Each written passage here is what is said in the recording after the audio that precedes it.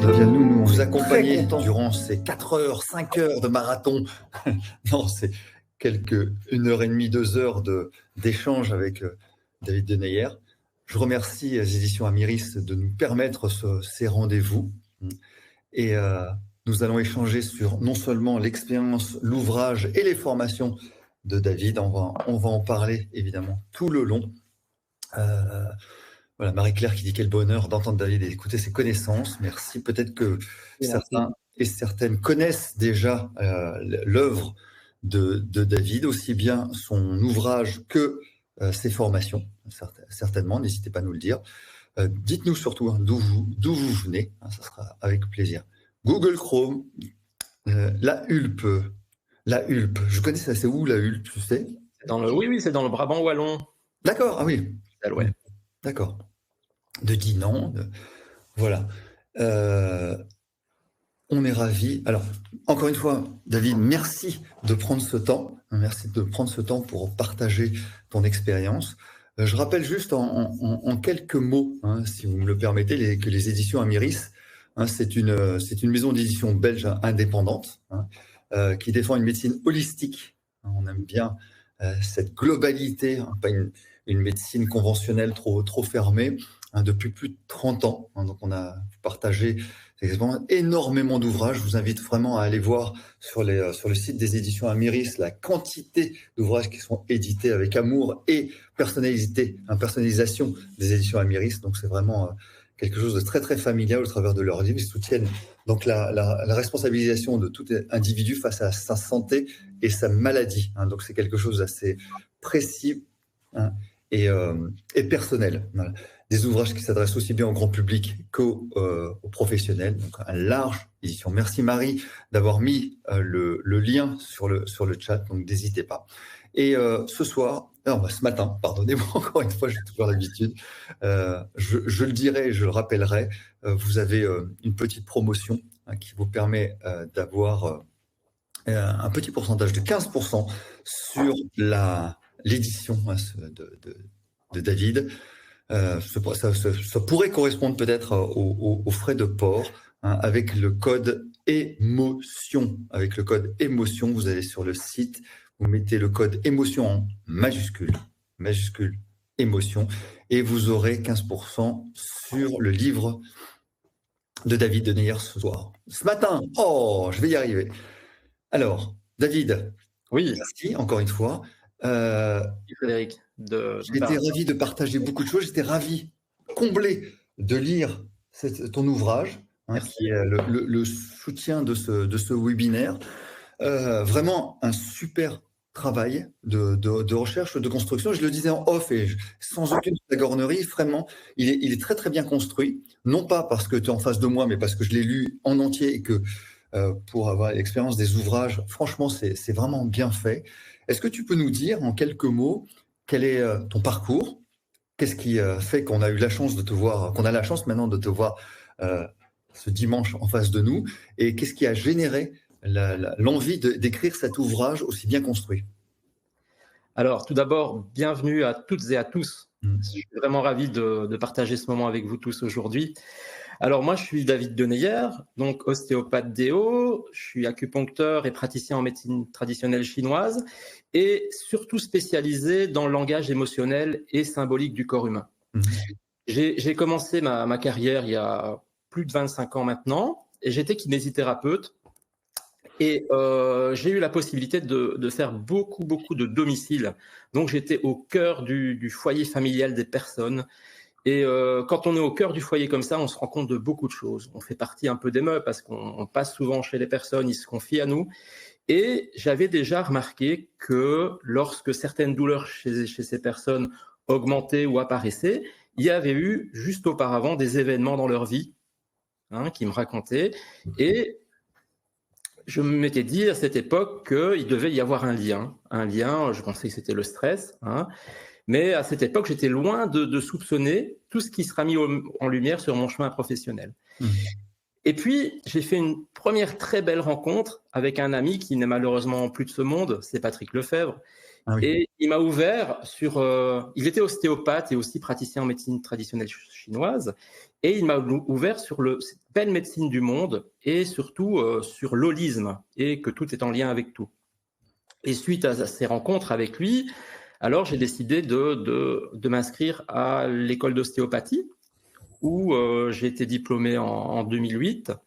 Par la suite, j'ai également étudié la médecine chinoise et l'acupuncture. L'école d'ostéopathie, ça m'a permis quoi? Ça m'a permis surtout d'affiner mon anatomie. Les cours d'anatomie, c'est très précis. La physiologie et surtout le lien entre les organes et le système ostéo-articulaire. Ça, en ostéopathie, c'est vraiment une des bases. Ça veut dire que par rapport, par exemple, à une douleur du sacrum, eh bien, on va toujours aller chercher ce qui se passe au niveau de l'utérus, de la prostate, de la vessie. On va faire ces liens qui ne sont pas spécialement faits en kinésithérapie. Et l'ostéopathie, ça nous permet comme ça d'avoir une globalité qui est prise en compte. On peut, par exemple, par rapport à une entorse, faire le lien avec douleur cervicale. Enfin voilà, on va avoir une globalité. Disons que la kinésithérapie, c'est plus la médecine conventionnelle et que l'ostéopathie, ça va être la médecine holistique. Exactement. Et c'est là, ça m'a ouvert les yeux vraiment sur cet holisme. Après, la médecine chinoise, ça a permis quoi? Ça a permis de rajouter l'énergétique au niveau du corps et de faire des liens avec, par exemple, un déséquilibre du foie et une douleur sur le 8e point du foie au niveau du genou et faire ces liens, en fait. Quand les personnes arrivaient, il y avait tous des liens qui pouvaient être faits et ainsi être encore plus précis dans le traitement. Et de fil en aiguille, d'autres portes se sont ouvertes et comme j'étais déjà convaincu du lien entre les mots et les émotions, j'ai investigué, je me suis formé avec mon épouse Bérénice au langage émotionnel du corps. Et là, c'est parti, quoi. Au mot MAUX ou au mot MOTS? Les deux. Les deux, mon capitaine. Les deux, parce que je suis un fervent supporter des mots MOTS, vous savez, pour ceux qui te connaissent. Alors, à l'époque, j'avais déjà une très belle patientèle qui était ouverte à l'holisme, au fur et à mesure, et je pouvais, quand je sortais de ces séminaires de langage émotionnel, je pouvais directement appliquer le lundi, le mardi, quand je recevais les patients, et c'était toujours stupéfiant le lien qui s'observait, les personnes qui étaient époustouflées de ce qu'on pouvait faire comme lien avec leur vie, avec leur périnatalité, avec leur transgénérationnel. Et j'ai pu comme ça développer toute une expertise au fur des années qui m'a permis de trouver un fil conducteur dans le traitement. Alors comment on arrive à être formé à cela? Parce que c'est effectivement pas très conventionnel, c'est pas très académique, voire même peut-être un petit peu décrié en disant ouais, c'est psychosomatique, c'est psychologique, c'est dans votre tête, etc. Donc la médecine conventionnelle balaye ça d'un revers de la main, comme beaucoup de choses du reste. Quel est le parcours pour être formé à cela? Eh bien, je t'avoue que moi, au départ aussi, quand certains liens m'étaient donnés lors de ces conférences, de ces cours, je me disais ouais, on verra. Mais lorsque j'appliquais, c'était incroyable. C'est incroyable. Et c'est pas une fois, 2 fois, 3 fois, c'était quasiment dans tous les cas pratiques. Et ce que j'aime toujours bien cette phrase, c'est « ne me croyez pas expérimenté ». Voilà. Ça, c'est le Dr Bach qui a dit ça. J'adore cette phrase parce que c'est vrai qu'on n'a pas vraiment de preuves scientifiques jusqu'à présent, même si je pense que dans le décours des années, ça viendra. Il y a déjà pas mal d'études qui sont réalisées aux États-Unis par rapport à ces modifications d'ADN en fonction des conflits. C'est en train. Et donc, il faut expérimenter. Il faut expérimenter et réfléchir à ce qu'on a vécu. Mais tout à l'heure, on parlera un petit peu de tout le cheminement qu'on peut réaliser par rapport à ça. Bien sûr. Et donc, j'ai créé l'ostéopathie somato-émotionnelle sensitive, qui est, on y rassemble, l'ostéopathie, la médecine chinoise et la traduction biologique des symptômes. Voilà. Alors, moi, j'aimerais savoir, un patient, parce que tu es praticien de santé, donc il n'y a pas de problème. On peut parler de patient, on parle pas de client, mais de patient, puisque tu es professionnel de santé. Quelle est la démarche de ton patient? Comment se passe? Quel est le process? Après, on va venir dans les détails de la structure, évidemment. Mais les gens viennent te voir en disant j'ai un torticolis et toi tu décryptes, ou bien les gens désormais viennent te voir, les patients viennent te voir, les gens c'est pas très poli, pardon, les patients viennent te voir en disant je ne comprends pas pourquoi, j'ai toujours cette pathologie qui revient, ou bien on m'a dit que vous étiez. Voilà, il y a les trois. Il y a les trois. Il y a les personnes qui viennent pour un diagnostic qui est déjà établi, et c'est très bien parce qu'on va démarrer de ce diagnostic et on va faire tout notre cheminement de la lésion à l'émotion. Hein. C'est vraiment le cheminement qui est réalisé lors des séances. C'est pas le titre de ton... Mais justement, j'ai voulu l'imprimer. Exactement. Puis, il y a des personnes aussi qui me consultent sans spécialement avoir de pathologie. Et là, l'aspect ostéopathique, on va faire un diagnostic ostéopathique et on va aller voir les organes qui sont en dysfonction. On va faire le lien avec certains événements qu'ils ont vécus dans leur vie ou, encore une fois, périnatalité transgénérationnelle. Et on va déjà déprogrammer à l'avance ce qui pourrait arriver. Voilà.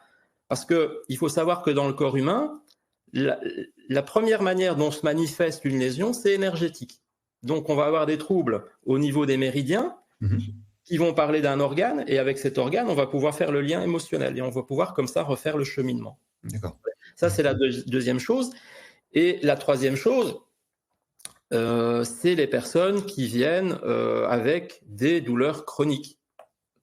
Encore une fois, tout à l'heure, on expliquera comment on fait pour déprogrammer ça également. Alors, est-ce que c'est inscrit dans... Tu as évoqué à peine, tu as effleuré le transgénérationnel, à peine, Oui. Comme quoi ça pouvait être inscrit dans le gène, dans l'ADN, une modification de l'ADN. Est-ce que ces pathologies, ces dysfonctions et cette inscription de l'émotion dans la chair, est-ce que c'est inscrit de longue date ou est-ce que c'est récent? Est-ce que c'est constitutif de l'être humain ou est-ce que c'est vraiment un épiphénomène de notre environnement actuel? J'en bafouille. Alors, pour moi, j'ai quasiment toujours retrouvé du transgénérationnel chez tous les patients. D'accord. En tout cas, ceux qui avaient la connaissance de ce qui s'était passé chez leurs ancêtres. Il faut savoir que notre cerveau automatique, il est avant tout programmé pour assurer deux choses, notre survie et notre descendance. Et donc, chaque seconde, il va mettre en place toute une série de phénomènes qu'on appelle l'homéostasie, c'est l'équilibre au niveau du corps. Chaque seconde, il va faire en sorte qu'on reste vivant la seconde d'après. Toujours comme ça, d'accord? Tout ce qui a mis, ne fût-ce qu'un peu en danger notre existence ou l'existence d'un de nos ancêtres, ça va être inscrit en rouge dans notre cerveau. Et on va avoir tendance à reproduire ce genre de situation pour y trouver une solution, pour assurer la survie de notre clan et notre espèce. Ça, c'est vraiment un instinct de base du cerveau. Ça ne veut pas dire que ça date de 2 générations, quoi. Ça date Ça peut dater de 5 générations, de 3 générations. Ça peut dater de la périnatalité si c'est un gros stress. Mais il y a toujours une imprégnation en général transgénérationnelle. Alors, est-ce qu'il y a une inscription plus préhistorique, j'ai envie de dire? Est-ce qu'on est constitué, parce que dans l'introduction, dans la première partie de ton ouvrage, tu expliques très, très justement et très pédagogiquement comment nos cellules ont fonctionné, comment on a dû se battre pour notre survie. Survie d'un prédateur, survie de nos congénères et après contre soi-même. Exactement. Tout à fait. Eh bien, il faut savoir que pourquoi on est encore sur Terre maintenant, c'est parce qu'il y a eu toute une série de phénomènes qui ont fait qu'on a su assurer notre survie. Déjà nous, si on remonte tous les échelons jusque nos ancêtres, les singes, les grands singes, mais avant ça, il y avait tous les prédécesseurs qui ont aussi permis, par toutes des techniques différentes de survie, d'assurer la pérennité de la vie sur Terre. Il faut savoir que dans notre ADN, on a encore 8% d'ADN de virus. Je ne sais pas si vous le savez, 8% d'ADN de virus. Donc, on a aussi cette empreinte de ces virus qui ont dû survivre. On a hérité aussi de ça. On a encore ça actuellement. Si vous prenez par exemple le mot virus, c'est l'anagramme de survie, comme par hasard. Enfin, oui, tiens. Bien joué ça. Ruse de la vie, voilà. Oui, la ruse de la vie. C'est assez stupéfiant. Excellent. Et donc voilà, tous ces phénomènes qui ont été qui ont permis la pérennité de l'espèce, on l'a en nous. On a encore beaucoup de phénomènes de survie qu'on utilise. Si vous prenez une pathologie, par exemple, comme l'alopécie. L'alopécie, c'est la perte de cheveux. La perte de cheveux, soit totale ou de poils. L'alopécie, il faut savoir qu'en latin, alopex, ça veut dire renard. Et le renard, il a coutume de s'arracher des poils pour venir rendre son nid plus douillet. Ah oui. Oui, pour les renardeaux. Ouais.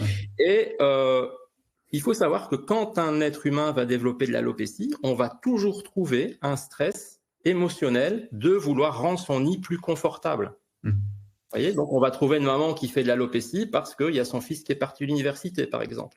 Et il est parti dans un petit appartement et a inconsciemment peur qu'il ne soit pas douillet. Voilà. Mais chez cette dame, par exemple, on va retrouver quoi? Dans son transgénérationnel, on va retrouver des enfants qui sont à la rue, par exemple. Vous voyez, on va faire le cheminement pour aller jusque là-bas. Alopécie ne veut pas dire calvitie. Attention. Hein. C'est la même chose. Là, tu ne donnes pas d'espoir à tous ceux qui perdent leurs cheveux. Ah non. En fait, il y a toujours moyen, en tout cas, de freiner le processus. En tout cas, c'est prédominance génétique. Ça n'a rien à voir. Alors, tu parles des trois modes de survie. C'était protéger sa descendance, assurer la descendance, assurer le territoire et la nourriture. C'est ce que tu as évoqué, ce que tu dis dans ton livre. Il y a 3 éléments indispensables à la survie des mammifères. Donc, d'abord, on a le territoire. Le territoire, c'est l'endroit où on se reproduit, d'accord, en toute sécurité. C'est l'endroit où on se nourrit, c'est l'endroit où on se repose pour permettre au corps de se régénérer. Ça, c'est une. La deuxième, c'est la descendance. La descendance, elle est nécessaire à la survie. Si vous n'avez pas de descendance, il n'y a pas de survie de l'espèce. Et le troisième élément indispensable, c'est la nourriture. Donc, il faut se fournir en nourriture et la chercher. Okay, et il faut savoir que la plupart de nos conflits émotionnels aujourd'hui sont toujours liés à ces 3 éléments. C'est le noyau dur de toutes les pathologies. La plupart des conflits actuels des personnes, ça va être la nourriture, c'est le travail. C'est là qu'on va chasser maintenant. D'accord. La descendance, les problèmes avec les enfants, on ne fait pas de dessin, il y en a. Et ça préoccupe les gens. Et le territoire, c'est également le nid familial, la maison, les voisins, l'environnement. Voilà. Professionnel. Professionnel ou privé. D'accord. Tout ça tourne autour de cela. Et chaque fois qu'on aura un décryptage peut-être à faire, c'est ton travail, c'est d'essayer de trouver quel est le lien avec ces 3 éléments. En tout cas, il y aura toujours un de ces 3 éléments qui sera présent. En fait. Alors, toute cette engeance naît d'un fonctionnement cérébral et tu as évoqué les différents types de cerveau, différentes structures de cerveau. Pour vraiment résumer, on fonctionne à 97% inconsciemment. C'est notre cerveau automatique qui va assurer nos fonctions vitales, nos fonctions de réflexe. Par exemple, lui, il va nous permettre de digérer. Quand vous mangez le midi, vous ne devez pas réfléchir aux fonctions de l'estomac, aux fonctions du pancréas, aux fonctions du foie. Voilà, ça se fait tout à fait inconsciemment. Même chose, il y a beaucoup de choses qu'on fait inconsciemment. Si vous traversez la rue, vous pensez un peu à autre chose. Il y a un bus qui arrive, votre cerveau automatique va mettre en place un réflexe qui va vous faire un pas en arrière pour vous sauver la vie. Mais si vous êtes un peu trop avancé sur la rue, il va vous permettre de faire un pas en avant. Et donc, le cerveau automatique a toujours la bonne réponse à ce que vous devez faire pour assurer votre survie la seconde d'après. La seconde d'après, toujours. Toujours la seconde d'après. Ce qui compte pour lui, c'est la seconde d'après. Ce n'est pas dans 3 mois, ce n'est pas dans 3 ans. Notre cerveau automatique, c'est en N+1, on appelle ça. La seconde qui suit.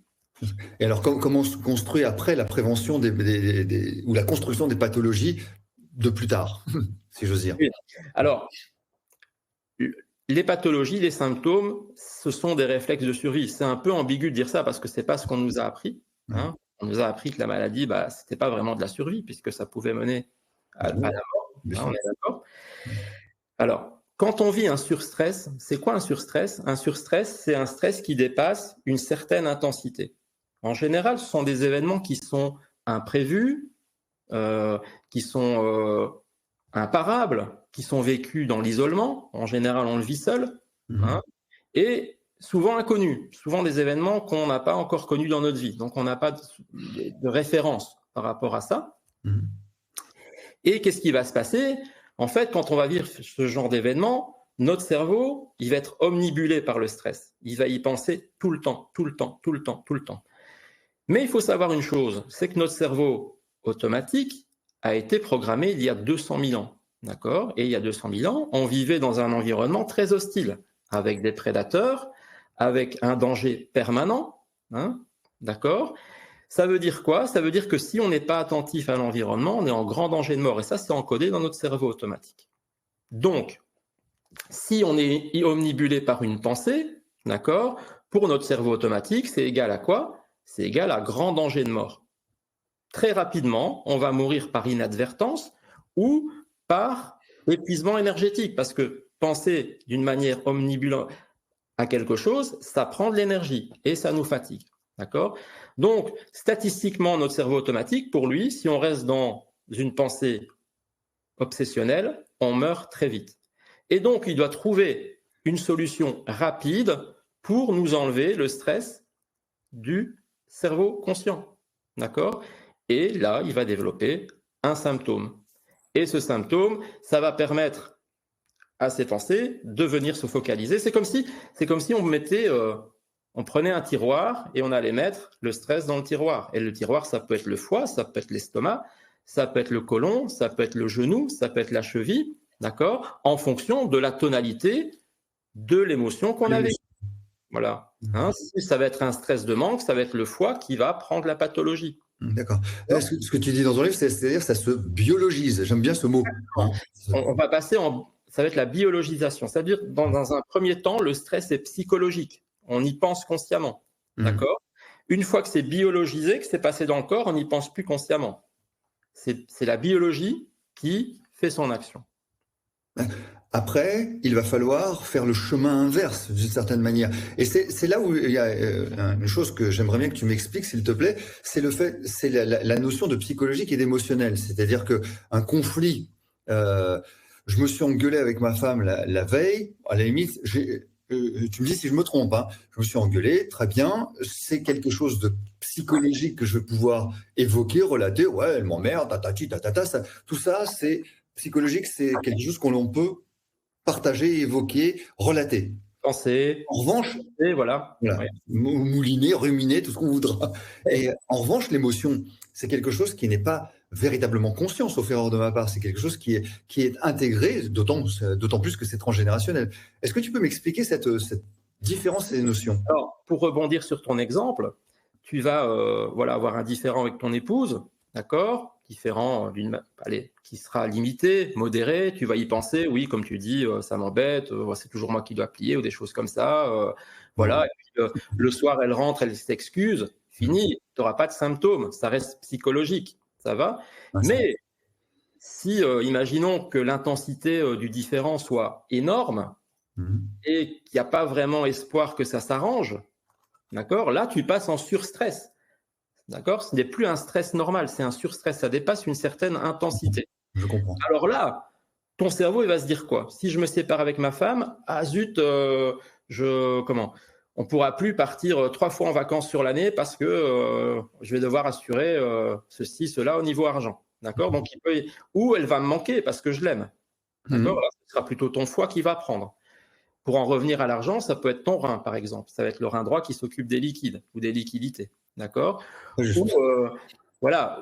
tu vas avoir une tristesse profonde et ça va être ton poumon qui va prendre. Hein, tout dépend du ressenti que tu vas avoir. Bon. Et le ressenti que tu vas avoir de cette situation, il est en général engrammé dans ton cerveau, dans ta périnatalité ou dans ton transgénérationnel. Il suffit qu'il y ait un de tes ancêtres qui a vécu la même chose, la manière dont il a réagi à l'époque, tu vas avoir tendance à réagir comme ça. Donc, on va avoir des fragilités. C'est-à-dire que je peux m'engueuler. Voilà, ma pauvre femme qui va très bien, elle vous embrasse toutes et tous, elle va très bien, et tant mieux, je me suis pas engueulé avec elle. Mais ça veut dire que je vais peut-être exacerber une fragilité qui était latente. Est-ce que je me trompe ?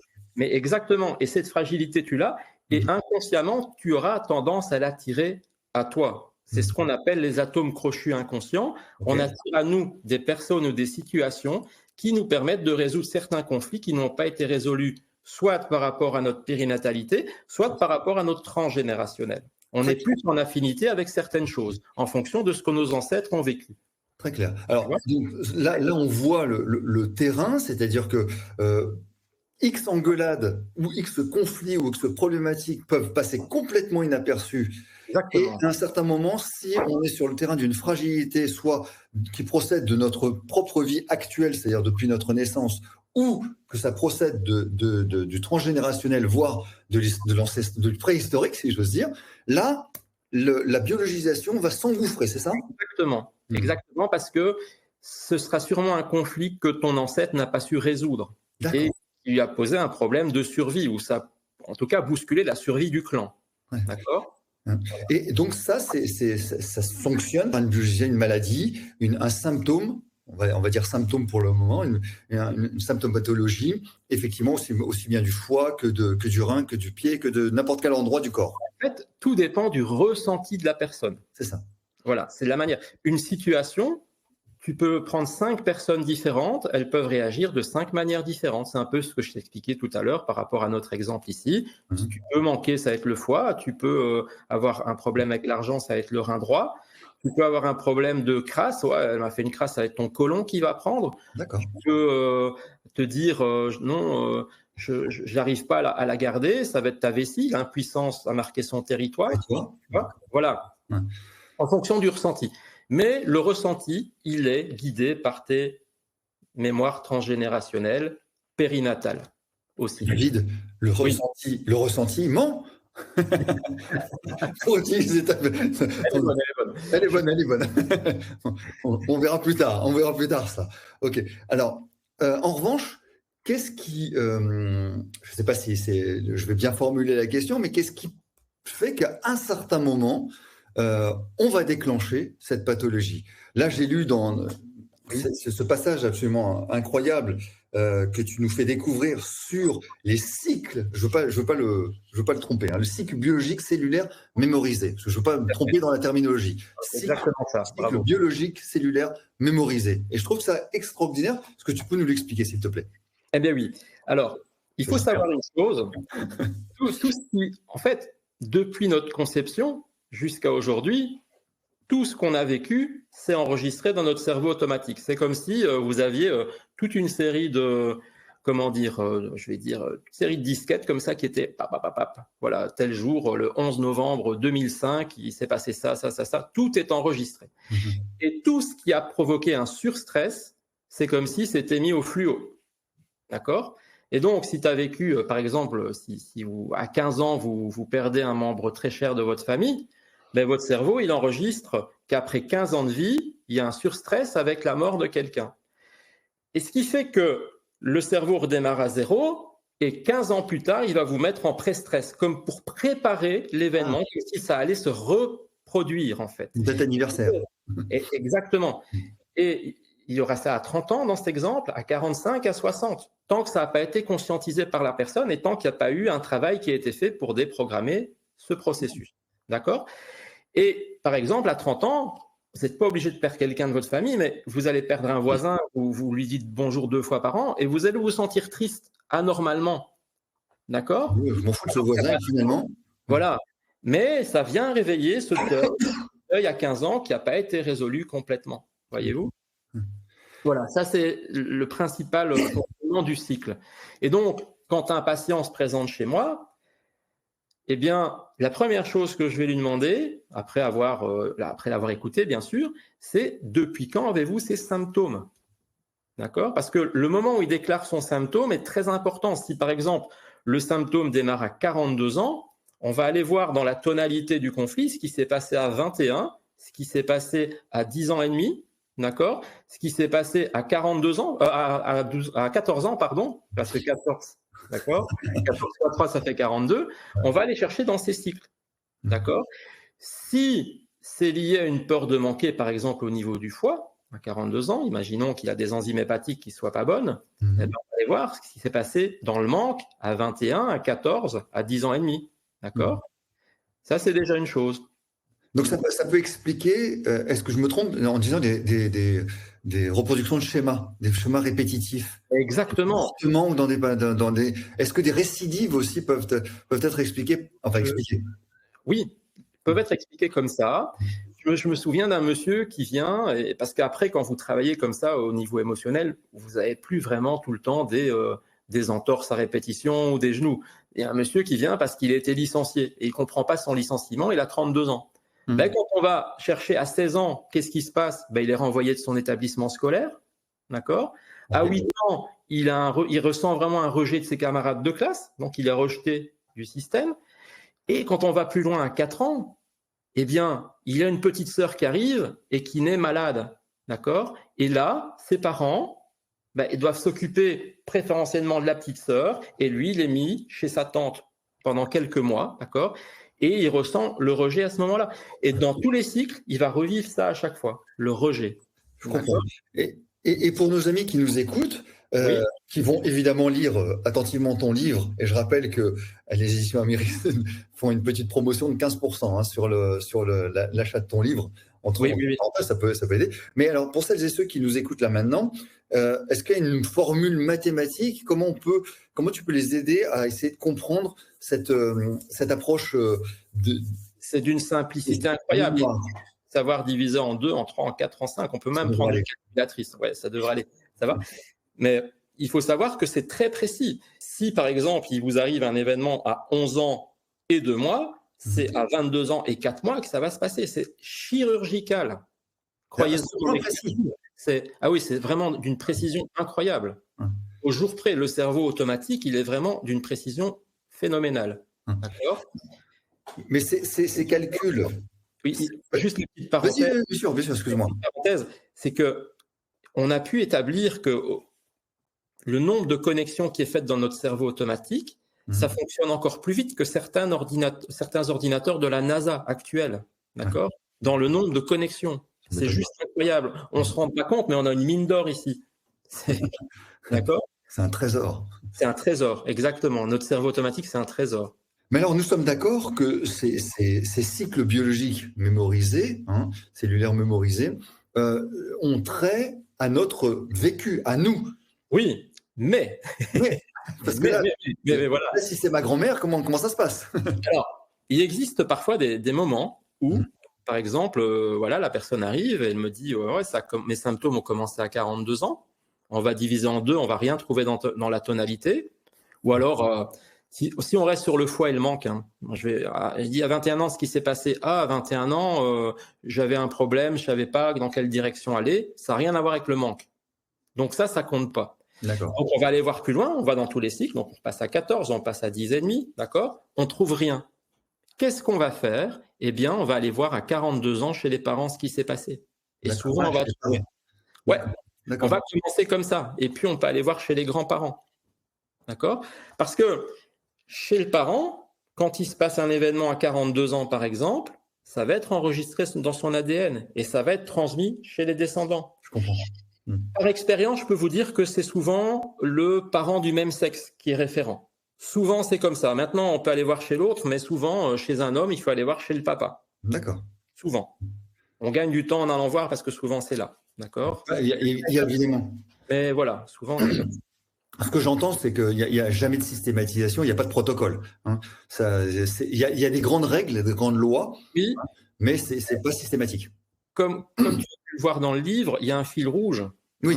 Et quand on suit ce fil rouge, on y arrive.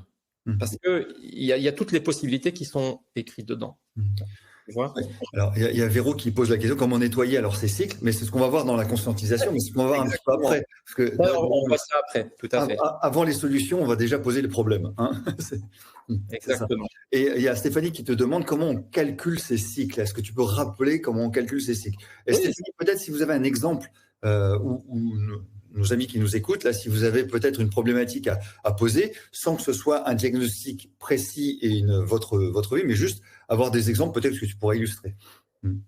Voilà, si maintenant la pathologie démarre à 36 ans, il faut aller voir à 18, il faut aller voir à 9, il faut aller voir à 4,5, ce qui s'est passé. On divise en 2, on divise en 3, on va aller voir donc à 12 ans aussi. D'accord.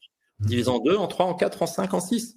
Et on trouve, surtout ce qui est important, je le répète et j'insiste là-dessus, j'insiste même auprès de mes élèves toujours, c'est la même tonalité. Il faut avoir la même tonalité. Si c'est un stress de manque, c'est du manque qu'il faut rechercher. Et c'est pas un changement de direction, c'est pas une soumission, c'est du manque. D'accord? Il faut vraiment être très précis. C'est vraiment ce qu'on entend par tonalité, c'est-à-dire c'est la même qualité d'émotion. Exactement. C'est l'émotion qui est vécue. D'accord. Ou bien on se fourvoie. Si on ne reste pas dans la même tonalité, on se fourvoie. Alors, là, il y a des questions qui procèdent presque du transgénérationnel. Marie qui dit, et s'il n'y a pas eu de papa, on va le voir chez la maman ou chez le grand-père? Ou chez le grand-père, c'est la question. Il y a toujours eu un papa. Oui, mais si on le connaît pas, si on ne sait pas, voilà. Là, peut-être qu'il... Alors, on peut se renseigner. S'il y a un grand-père, on peut lui demander s'il n'y a pas eu au même âge. Il faut faire aussi sa petite enquête, d'accord? Parce que parfois, lors d'une séance, on n'a pas toutes les informations à la séance. Et la personne est renvoyée avec toute une série de questions à poser dans l'entourage, hein, pour revenir avec des éléments qui sont concrets. Voilà, s'il est effectivement, comme dit Marie, s'il est mort, et Bénédicte il dit décès du père à 8 ans, mais ça n'empêchera pas la solution, de toute manière. Ça n'empêchera ça va pas empêcher, mais si le père est décédé à 8 ans, la mère est au courant de ce qui s'est passé, ou voilà. D'accord. Chaque cas est un peu différent, mais il faut suivre le protocole de fil rouge, ça c'est important. Alors, puisque nous sommes les récipiendaires éventuels de ce qui s'est passé chez l'Homo sapiens sapiens, ou pas si sapiens que ça. Au moins jusque-là. Voilà. On vient quand même tous du Big Bang, n'oublions pas. Oula. Ouais. Non, mais regarde par exemple, si tu prends les acacias, il faut savoir que quand un acacia est attaqué par certains insectes, d'accord, il va envoyer une information aux autres acacias qui vont développer certains tanins qui vont faire répulser les insectes. C'est prouvé, ça existe. Hein, d'accord? Eh bien, nous, il y a des personnes parfois qui ont une transpiration malodorante. C'est le même principe. C'est pour repousser un prédateur. D'accord? Ah oui, c'est excellent ça. Ah oui, non, mais parfois, il y a des patients qui viennent pour justement une transpiration malodorante. Bon, ils ont je sais pas moi, ils ont 24 ans. Voilà, on va chercher dans le cycle. Qu'est-ce qui s'est passé à 12 ans? Et là, souvent, ils doivent s'épancher sur un événement qui n'a pas été super sympa en général. Ouais, ils ont dû repousser quelqu'un. Donc, produire cette odeur pour repousser. Mais c'est le principe aussi. C'est la base, c'est de la biologie. Notre biologie, notre cerveau automatique va mettre en place un symptôme pour assurer notre survie. C'est ça. Il va produire, ça illustre bien ce qu'on disait tout à l'heure, il va produire une transpiration malodorante pour que le prédateur ne s'approche pas. D'accord? Et peut-être donc, si à 24 ans, il se plaint de cela, évidemment, ça fait longtemps qu'il a une transpiration malodorante, on calcule, donc c'était à 24, à 12, qu'est-ce qui s'est passé? Ouais.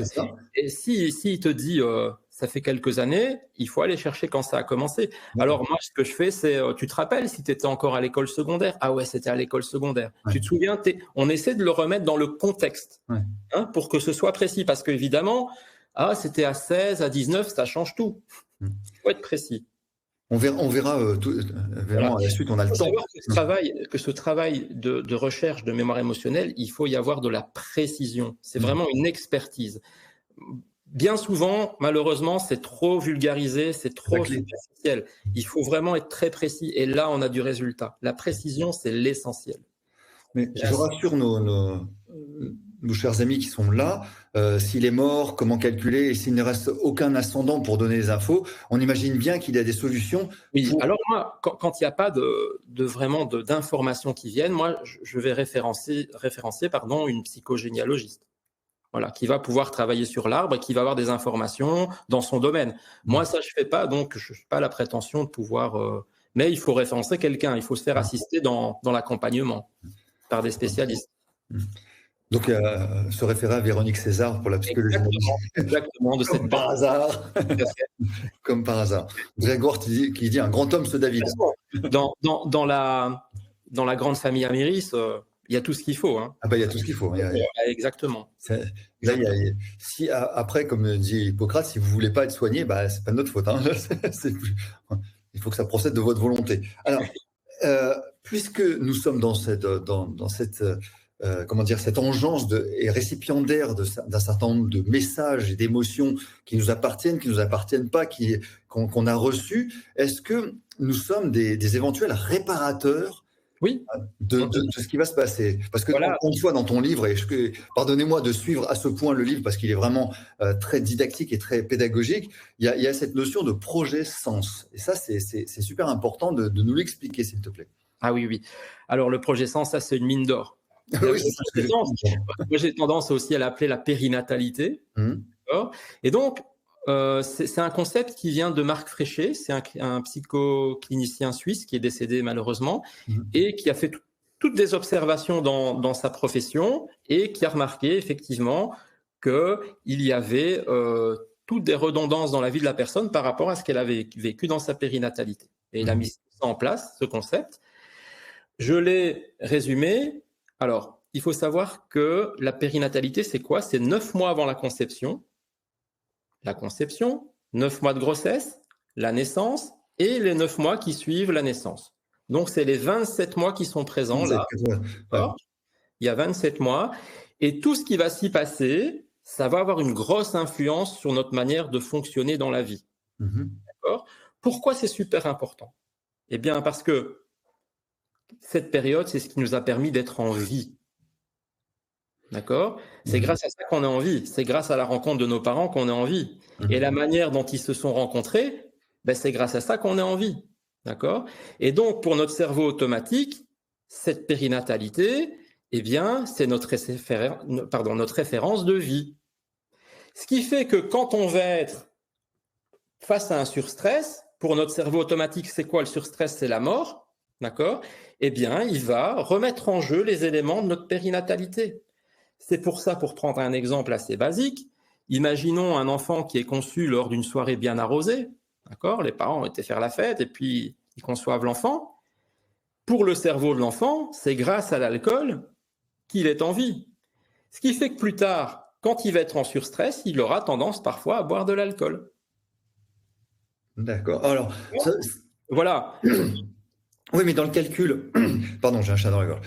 Dans ton calcul, si la personne a été conçue lors d'une soirée alcoolisée, les 9 mois précédents n'existent pas. Si, les 9 mois précédents existeront toujours, parce que les cellules qui vont donner l'enfant plus tard, elles sont en formation. Et toutes les émotions du papa, toutes les émotions de la maman, elles sont imprégnées dedans. D'accord. Qu'est-ce qu'on pourrait prendre comme exemple? Par exemple, si les parents sont, par exemple, imaginons le papa qui est dans une difficulté financière dans les 9 mois qui précèdent. Il n'a pas d'argent, il rame, ok, c'est imprégné chez l'enfant. Et comme je l'ai dit tout à l'heure, souvent, le garçon va récupérer ce que le papa a vécu, et le garçon qui va suivre, il pourra plus tard être dans une difficulté financière quand il est en surstress, parce que c'est pour ça qu'il est vivant. Comprenez le sens de ça? Très clair. Imaginons un enfant, le papa et la maman se rencontrent, et juste avant, ils ont chacun vécu un grand amour impossible. Ils étaient amoureux de quelqu'un, ils n'ont pas pu l'épouser, et puis par dépit, quelque part, ils se sont mis ensemble, ils ont eu un enfant. Eh bien, cet enfant, plus tard, il pourra avoir une grande difficulté à rencontrer vraiment quelqu'un dont il est amoureux. Il va rencontrer des personnes, il n'est pas vraiment amoureux, d'accord? Parce que c'est grâce au fait que ses parents n'étaient pas très amoureux qu'il est en vie. Donc, pour rester en vie, il ne peut pas être amoureux. Ça va? Vous voyez un peu? Et c'est ça qu'il faut aller chercher, c'est ça qu'il faut aller prendre conscience, et c'est ça qu'il faut déprogrammer. Et ça change la vie. J'imagine, et comme c'est le cas, par exemple, des enfants qui sont conçus pour réparer le couple. On fait un enfant et voilà, je pense or qu'on s'engueulait, on était à la limite de se séparer, et finalement on se fait une petite réconciliation sur l'oreiller, et bim. Voilà. Et donc ces enfants sont en vie grâce à la dispute. S'il n'y avait pas de dispute, ils ne seraient pas là. Donc plus tard, ils vont toujours être dans les disputes. D'accord? Voilà, c'est vraiment très simple. C'est très, très simple. Imaginons aussi la dame qui veut faire un enfant parce que sa copine a eu un enfant. Ben, l'enfant, plus tard, qu'est-ce qu'il va faire? Ben, il va toujours vouloir ce que les autres ont. D'accord? Ah ben oui. Il y a les nouvelles baskets, je sais pas quoi, là, je vais pas faire de pub ici. Il va vouloir la même chose parce qu'il est fait pour ressembler à quelqu'un. Je vais voir ça avec mes filles parce que c'est. Je vais réfléchir à ça, pas du tout, c'est ça. Projet c'est une mine d'or. Le progestance, c'est une mine d'or.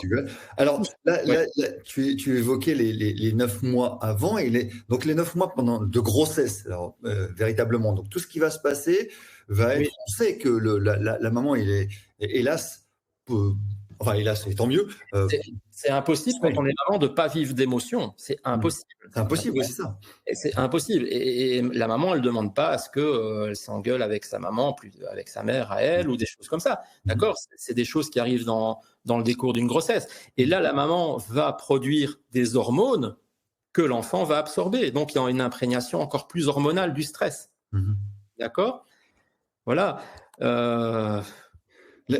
Pendant les 9 mois de grossesse et après les 9 mois de sa vie, c'est-à-dire est-ce que...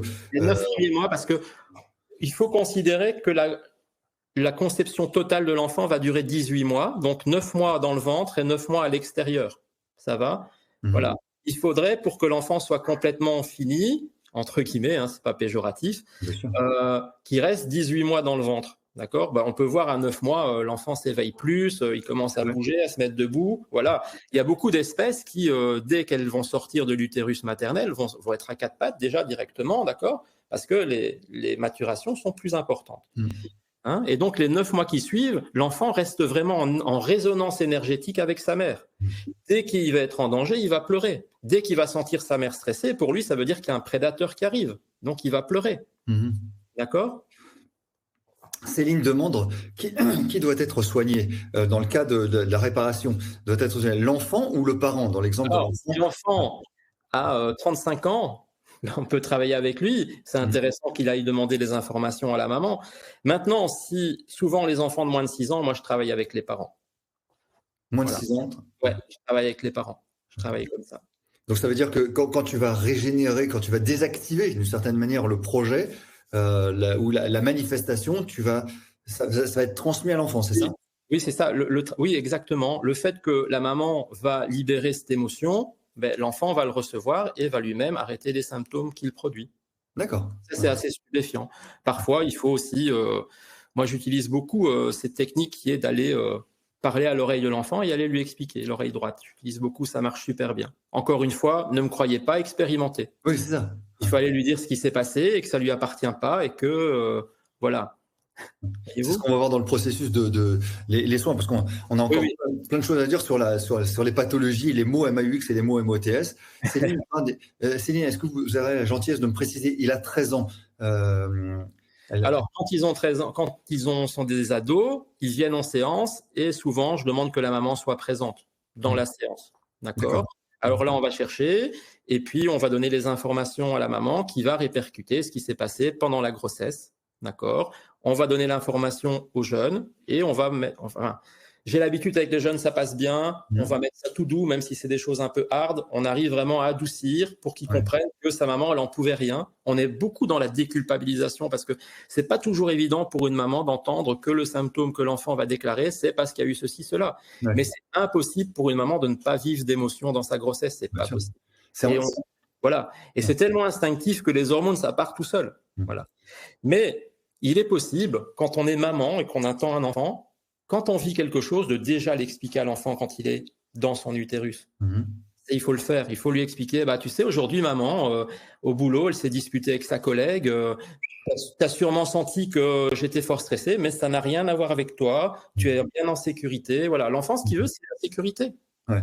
C'est anti-freudien, ça, c'est bien. C'est parce que Freudien, il culpabilise toujours et de toute manière, la vie, en tout cas, moi, je ne suis pas du tout dans cette idée-là. Il n'y a pas de culpabilisation. Tout ce qu'on vit, on n'en peut rien. D'accord ? Voilà. Après, il faut essayer de comprendre pourquoi on l'a vécu, aller déprogrammer tout ça. Voilà. Et là, c'est un super travail à faire. Est-ce qu'un enfant, pour rester sur l'enfant, en deçà et au-delà de 6 ans, je ne parle pas du jeune adulte ou de l'adulte qui, lui, va venir volontairement, est-ce que l'ado ou le jeune enfant peut opposer une fermeture, un blocage, en laisse-moi tranquille à l'ado, en disant je ne veux pas en entendre parler, et comment faire dans ces cas-là pour les parents pour pouvoir enlever l'asthme d'un tel ou enlever l'eczéma ou manifester tout ça? Ça peut arriver parce que les ados, ils aiment bien décider eux-mêmes s'ils viennent ou pas. Mais en séance, si on sait bien les prendre, ils vont se relâcher. Et parfois, je peux dire aussi aux parents de rester dehors et je passe les premières 10 minutes avec lui. D'accord. Et je lui explique. Écoute, c'est passé ça, mais ce serait bien que ta mère, elle puisse rentrer pour qu'on puisse entamer le dialogue, pour qu'elle puisse t'expliquer d'où ça vient. Je la fais rentrer 5 minutes, ta mère. Elle explique juste ce qui s'est passé et après, on continue ensemble. D'accord. En général, ça se passe super bien. Effectivement, Voilà. Il n'a pas envie de se livrer devant sa maman ou son papa, mais en one-to-one, ça fonctionne super bien. Ouais. Même s'il est fermé, le fait que tu actives le dialogue, tout de même, c'est entendu. Après, il faut parler à un ado avec des mots d'ado. Évidemment. Il faut parler à un enfant avec des mots d'enfant. Il faut s'adapter à son public, à son environnement. C'est super important. Ouais. Voilà. Quand vous traitez un chef d'entreprise, quand vous traitez un... Attention, c'est pas péjoratif ce que je vais dire, mais un ouvrier, vous adressez différemment. Et c'est comme ça que ça passe. Ou bien l'information passe pas. C'est des sémantiques différentes. Exactement. Si vous travaillez avec un ado, vous parlez dans le langage ado, avec ses références à lui, à 13 ans, à 14 ans, à 15 ans, à 16 ans. Et on s'adapte. Le mot-clé, c'est ça, c'est vraiment déculpabilisant. Et déculpabilisant. Mais carrément, ça, je passe du temps à ça, c'est super important. C'est pas de ta faute, c'est pas de ta faute. On explique plutôt pourquoi c'est arrivé, mais que toutes les femmes dans les mêmes conditions ont ressenti la même chose et vécu la même chose. C'est impossible de ne pas ressentir ça. J'imagine que tu n'as pas eu de réversion en disant c'est la faute de ma mère, je vais incriminer ma mère ou mon père. C'est même pas la faute de sa mère. C'est même pas la faute de la grand-mère. Pas du tout, parce que la grand-mère, elle a vécu aussi des choses qui l'ont amené à faire ça. C'est toute une chaîne. Et comme tu dis, on va remonter jusqu'au Cro-Magnon si on veut. Mais il faut pas, attention, il ne faut pas remonter jusqu'au Cro-Magnon pour avoir des super résultats. C'est pas vrai. Mais non. D'accord. Non, parce que si en plus dans ton cabinet il y a un Bing Bang qui opère, on va être mal. C'est un petit peu embêtant tout ça. Donc là, on a construit pas mal de choses. Merci pour tes explications. Parce que sache que quand il y a une émotion qui est prise en conscience, c'est un Big Bang chez la personne. Ça oui, il y a un avant et un après. Il y a une énergie concentrée qui s'ouvre. C'est ça me fait penser à une phrase, je ne sais plus qui. Tu as l'intention donne l'information donne l'énergie donne la matière. Donc, ce que tu évoques, c'est la biologisation. Donc, c'est la matière. La matière, elle était issue d'une certaine forme d'énergie qui elle-même était une forme d'information et l'intention. On est quand même formé à 99,9%, enfin 99,9%, excuse-moi, d'énergie. D'accord ? On l'oublie. On est presque que du vide. C'est Einstein. Donc, voilà. Pardon ? C'est pas moi qui le dis, c'est Einstein. Je pense que sa référence physique, elle est un peu fiable. Ouais. Alors, merci pour tes explications, pour toute la construction de cela. On avait donc les mots et les mots MOTS et les mots MAUX, le projet sens, la datation. Après tout ça, on le parcourt sur ce webinaire, mais ça demande évidemment plus d'approfondissement, d'explications personnalisées, personnalisables, que ce soit en séance ou que ce soit même dans la verbalisation de la personne. On a le transgénérationnel qui est assez important. Est-ce qu'on peut maintenant venir à toutes les pathologies qui peuvent être issues de cela, on va donner tu vas donner des exemples, des expériences. Là, tu donnes, dans ton ouvrage, encore une fois, tu donnes pas mal de symbolique aussi. Tu parles de la langue des oiseaux, ça j'aime bien, mais la langue des oiseaux, peut-être que tu peux l'expliquer. C'est important. C'est parce que notre cerveau va fonctionner souvent par beaucoup de symbolisme et pour notre cerveau inconscient, les homonymes, ça veut dire la même chose. C'est un son, c'est une vibration. Ça, c'est plutôt une technique qu'on peut, quand on veut aller plus rapidement au cœur du sujet, quand on a l'habitude d'écouter les patients, parce que c'est important de les écouter. Dans les 5 premières minutes de consultation, les patients ont tout dit. Les mots qu'ils vont employer, voilà. Alors, si on peut travailler avec le langage des oiseaux, on peut travailler avec l'étymologie du mot. J'ai d'ailleurs eu dernièrement une patiente qui vient pour un chalazion, donc c'est un problème, c'est un bouton au niveau pour être au de l'œil. Et je lui dis, chalazion, l'étymologie de chalazion, c'est grêle, la grêle.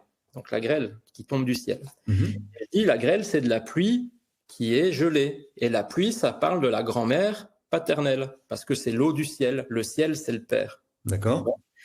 Et si la mère est gelée, c'est qu'elle est morte. Donc, ça parle d'une grand-mère paternelle qui est décédée. Elle m'avait dit, mais j'ai ça depuis l'anniversaire de la date de la mort de ma grand-mère paternelle. Bim. C'est le symbolisme. Le cerveau, c'est tout. Et il va, par certaines pathologies, exprimer certaines choses. C'est étonnant parce que les chalazions enfin, sauf erreur de ma part, c'est très fréquent chez les enfants.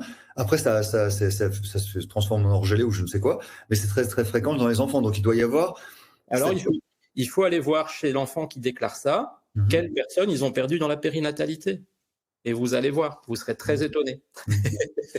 Alors, ça s'applique à quoi encore, la langue des oiseaux? Parce qu'on parle de. Le plus commun, c'est le genou, c'est ça? Oui, même si cette traduction biologique de genou est très réductrice. Il ne faut pas oublier que le genou, ça peut être un ligament, ça peut être un ménisque, ça peut être un tendon. Et en fonction de chaque structure anatomique, ça voudra dire quelque chose d'autre. Sinon, la globalité, le genou, c'est la soumission. Je me soumets. Si on parle d'un ligament, ça va être je veux partir de cette soumission. Si c'est un tendon, je veux rester dans cette soumission. Si c'est un ménisque, je veux amortir la soumission. Donc, il y a toujours une subtilité. J'insiste encore, il faut être très précis. Et genou, c'est très réducteur. Ouais. Alors, je te donne un exemple, une tendinite du tendon d'Achille, le tendon d'Achille. Alors, moi, je vais voir ça comment. Tendinite, ça vient de tendere en latin, qui veut dire aller vers. Et le tendon d'Achille, c'est être à la hauteur de quelque chose. Parce que quand il va se mettre en tension, ça nous permet de nous élever. D'accord. Et donc, une tendinite du tendon d'Achille, ça veut dire est-ce que plus tard, je serai à la hauteur pour. Tu vois. Après, il y aura des subtilités en fonction qu'on soit droitier, gaucher. Et si c'est le pied droit, pied gauche. À chaque fois, il y a toujours des subtilités. Il faut arriver à la traduction biologique la plus fine possible, avec tous les éléments qu'on a. En espérant que ce ne soit pas le tendon qui soit trop fin pour ne pas lâcher. Ça serait mieux. Et il y a une latéralité, donc ce que tu dis, c'est-à-dire qu'à droite et à gauche, ce n'est pas la même chose. Ce n'est pas la même chose. Alors, pour ça, on fait un test d'applaudissement, d'accord? Et la main supérieure, par exemple ici, c'est ma main gauche qui est au-dessus. D'accord. Là, c'est ma main droite. Quand c'est la main droite qui est au-dessus, on est droitier du fonctionnement cérébral. D'accord. Et donc, chez les droitiers, donc avec le test d'applaudissement de la main droite supérieure, d'accord. Chez les droitiers, le côté droit, ce sera plutôt lié au masculin ou au professionnel, d'accord. Et le côté gauche, ce sera plutôt lié au féminin ou à l'affectif. Chez les gauchers, ça va être l'inverse. D'accord. Moi, j'applaudis avec la main droite en bas. Ouais, donc c'est ta main gauche, la main, parce qu'avec les écrans, oui. Donc tu es gaucher par rapport au fonctionnement biologique. Ça veut dire que si on pourrait prendre cet exemple de tendon d'Achille, d'accord, si tu es gaucher à l'applaudissement, le tendon d'Achille droit, ça parlera plus du féminin ou de l'affectif. Est-ce que je serai à la hauteur plus tard par rapport à mes enfants, par rapport à mon épouse, par rapport à ma patronne, par rapport, d'accord, par rapport à du féminin. Par contre, chez un gaucher, le tendon d'Achille à gauche, ce sera est-ce que je serai à la hauteur professionnellement? Est-ce que je serai à la hauteur par rapport à mon père, à mon patron? Tu vois? Voilà. Mia, ne vous inquiétez pas, on va prendre. Il y a la prise de conscience. Maintenant, on va essayer on relate d'abord les pathologies. On va essayer de mettre en place effectivement toute la conscientisation et les solutions, évidemment, les pistes de solutions. Oui, on y arrive, c'est important. Évidemment. Mais on prend notre temps. Il faut savoir que la conscientisation seule n'est pas assez. Il faut faire plus. D'accord. Déjà conscientiser, ça va déjà éliminer une bonne partie des douleurs ou soulager d'une manière momentanée. Mais si on veut être soulagé d'une manière définitive, eh bien, là, il faut faire quelque chose en plus dont on va parler après. Évidemment. Je vais faire un petit truc ici. Je vais dire quelque chose. Moi, quand je travaille avec des personnes, jamais je ne stoppe un traitement médical. Ah oui. On travaille en parallèle. D'accord. Notre traitement, ça va permettre quoi? De potentialiser et d'accélérer la guérison et surtout que ça ne revienne plus. Mais tous les traitements médicaux, médicaments, chimio, tout ça, c'est toujours continuer. Jamais, je n'ai fait arrêter un traitement. Oui, mais c'est le principe d'un bon thérapeute holistique et global. La collaboration, même si elle n'est pas directe et verbale, c'est pas grave, d'accord. Mais voilà, on est là derrière. C'est un accompagnement et ça permet de potentialiser la prise de conscience. Alors, justement, il y a pas mal de pathologies qu'on pourrait évoquer. Dans ton livre, tu parles aussi bien des pathologies systémiques que des organes, que des fonctions, que des os, etc. C'est extrêmement précis. On ne va pas tout relater, évidemment. Je vous invite vivement à le lire parce que c'est vraiment passionnant. Mais peut-être prendre... J'ai été surpris de voir qu'il y avait même les lettres de l'alphabet, qu'il y avait un symbole. hein. Oui, c'est ça. Chaque lettre, ça c'est pas moi, c'est Thibaut Fortunaire qui a sorti ça dans ses bouquins. Et voilà, si on veut aller plus loin dans la traduction d'un prénom, par exemple, on peut aller avec chaque lettre qui a un symbole, reproduire une phrase qui va parler de la périnatalité souvent. C'est déjà un peu plus pointu et faire ça soi-même, c'est compliqué. Il faut avoir l'habitude. Non, mais c'est bien d'avoir cette conscience, d'avoir cette information. Par exemple, il faut savoir par exemple que quand on a un Y dans le prénom, le Y par exemple, c'est le chromosome masculin, comme vous savez. XX féminin, XY c'est masculin. Donc quand on a un Y dans le prénom, il faut savoir qu'il y a eu une volonté au niveau des parents ou au niveau du clan familial que l'enfant soit un garçon. D'accord. Ça va? Si vous prenez Cindy par exemple avec Y au bout, ben, il y a une volonté, il y a eu un des deux parents qui aurait préféré avoir un garçon, même s'il était très heureux d'avoir sa fille après, d'accord? Mais c'est comme si le stress de ne pas avoir eu le garçon était mis dans le Y. D'accord. Alors je me pose la question, hein, mais Amiris, excusez-moi, mais alors Amiris, il y a un Y dans Amiris. C'est vrai. Bénédicte. Donc il y a une volonté. Une plaisanterie, évidemment. On fera ça en off. On fera ça en off, Bénédicte, hein, on en parlera. Une question de secret professionnel qui est importante aussi. Alors, évidemment. Oui, c'est une plante, bien sûr, je sais que c'est une de toute façon, tout a un sens. Si on donne un nom à voilà, il y a un sens derrière. Et c'est vrai que quand on fait l'analyse des prénoms, voilà, on va rechercher ce qui s'est passé parce que dans le prénom, il sera contenu les stress du projet sens, mais il y aura aussi plein de belles choses dans le prénom. C'est pas que du négatif. Faire attention, ouais, voilà, on t'a donné ce prénom parce qu'on adorait cet acteur. Enfin voilà, on voulait que tu lui ressembles. Voilà, oui, il y a du positif. Tout simplement de dire que c'est pas par hasard, que ça a un sens et qu'il n'est pas forcément négatif, heureusement. Hein, c'est pas forcément source de pathologie. Effectivement, Bénédicte nous dit que c'est une plante anti-inflammatoire et normal, toutes les éditions et les livres de Amiris sont dans le sens de la santé, donc pour calmer la douleur, calmer la peine et soigner les gens. Donc voilà, c'est parfait. Effectivement, ça a du sens. On avait bien compris, Bénédicte, et heureusement. Merci pour la précision quand même. Hein, c'est intéressant. Les mots, les lettres, les prénoms, mais aussi donc il y a les os. Hein, on peut peut-être préciser. Je sais pas. Je pense à tibia. Est-ce que tibia, omoplate, est-ce qu'il y a des symboles là-dessus? Est-ce qu'il y a des pistes? Oui, le tibia, ça va toujours parler en général d'une peur de ne pas être à la hauteur de l'adulte, parce que le tibia, quand on est à 4 pattes bébé, c'est grâce à cet os-là qu'on se met debout à la hauteur des adultes. Donc, ça va parler d'une notion de ne pas être à la hauteur de son rang d'adulte à certains moments, tu vois, ou d'être infantilisé par rapport à certaines situations qui se passent, par exemple. Ça va plutôt parler du bouclier. D'accord ? Oui. C'est le bouclier, si tu reçois un coup, c'est plutôt l'omoplate que tu vas mettre pour te défendre. Ça va parler de ça. L'omoplate, ça peut parler aussi, dans le langage des oiseaux, d'un homme à plat. C'est un homme mort ou un homme qui te met à plat. Omoplate. D'accord. Voilà. On part dans des pistes comme ça.